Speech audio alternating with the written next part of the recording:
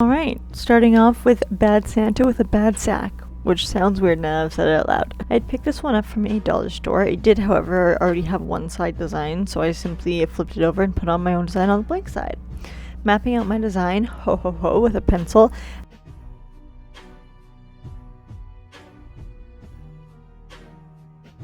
And then going in with a DIY fabric paint, which is just fabric medium mixed with acrylic paint. If you've watched any of my videos on this channel, then you already know that's my go-to.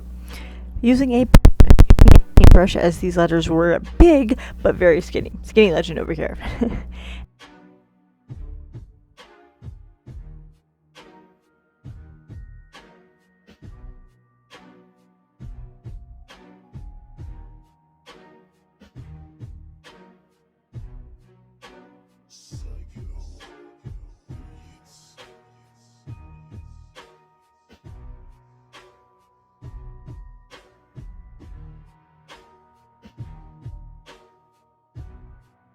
And further coloring them in with the same paintbrush.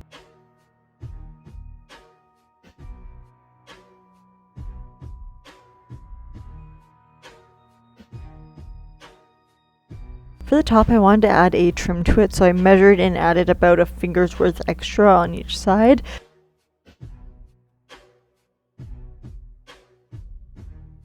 Using a faux fur, once again from the dollar store.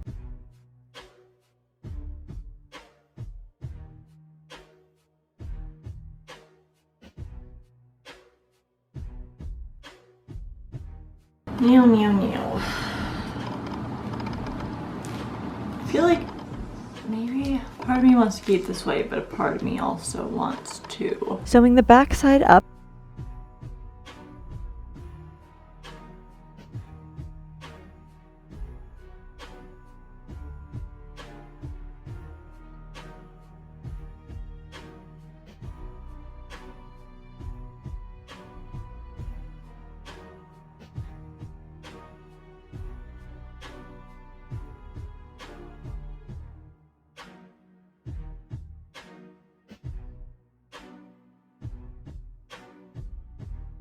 And then I flipped it, which was a little bit more difficult than I anticipated it would be, but it still worked out. I just had to take my time sewing it.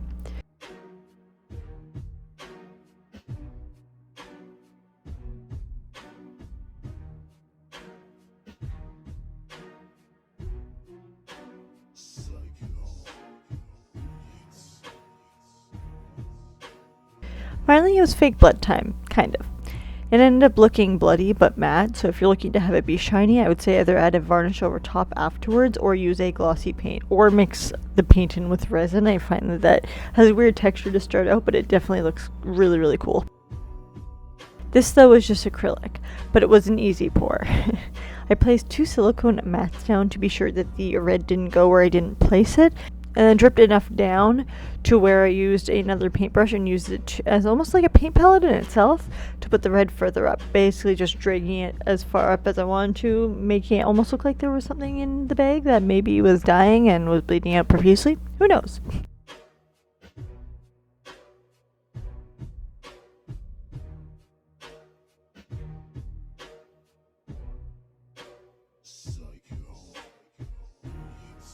Doing the same thing with a pure white Santa hat, starting with the pom-pom. I was originally just going to paint it on, but I wanted to add the same drip effect that I added to the bag, so I ended up placing a string with a needle into it through the pom-pom, and using a camera holder actually to hold the needle. That's good enough. It's not good, but it's good enough. Maybe? Yeah? Ooh, ee, ah. And pour the same red over top. This got very messy.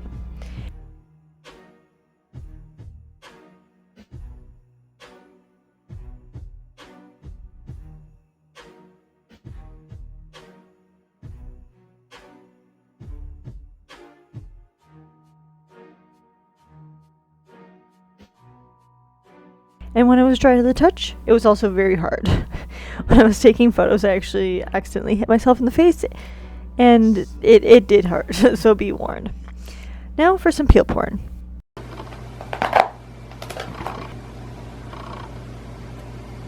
Nice.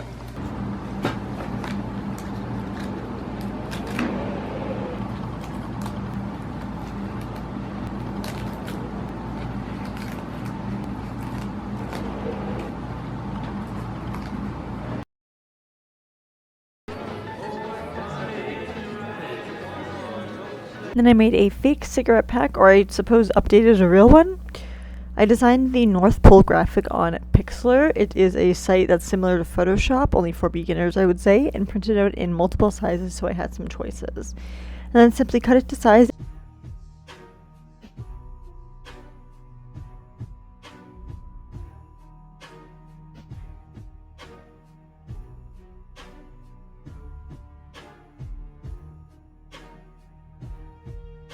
And glued it onto the smoke pack.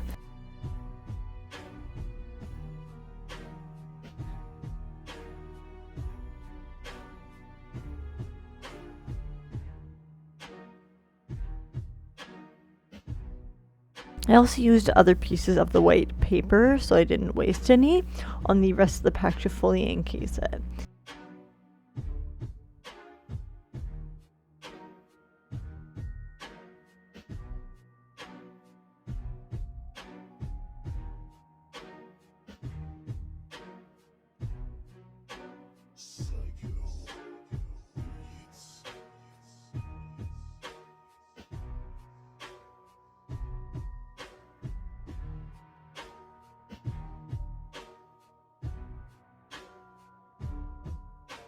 And because the design didn't stretch all the way around to the back, I used permanent markers in similar colors to continue it all around.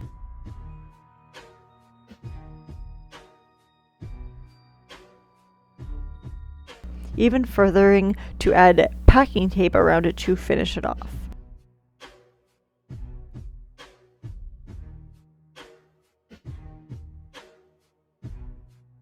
What am I going to put in this North Pole smoke case, you ask? Candy cane cigarettes, of course.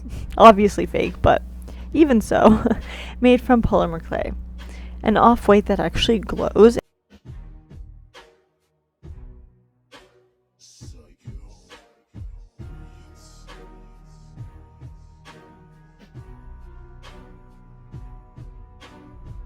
Entwined with a white that I actually used some of the red that I originally used on the hat and the bag to mix with, so it would actually just be a red polymer clay, essentially.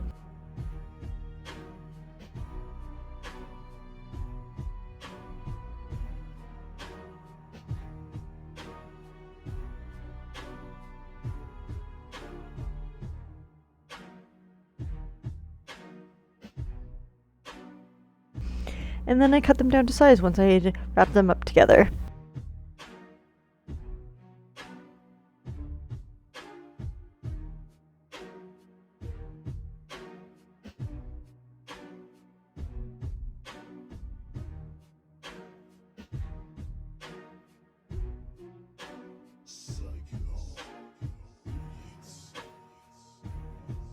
I placed them in the oven to bake and cure, and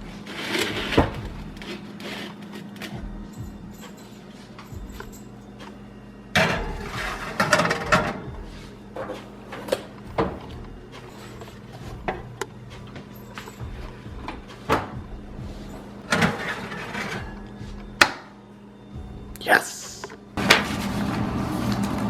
going for the worst side here to cover. Probably about right there. And add a faux filter, which I had previously printed off once again. I started with a generous amount of E6000 and rolled out the filter print onto the candy cane, but eventually figured out an easier way, which was just simply to use a Q-tip dipped in a bit of the glue, add a small amount to the entire back of the filter paper, and then wrap it around the candy cane.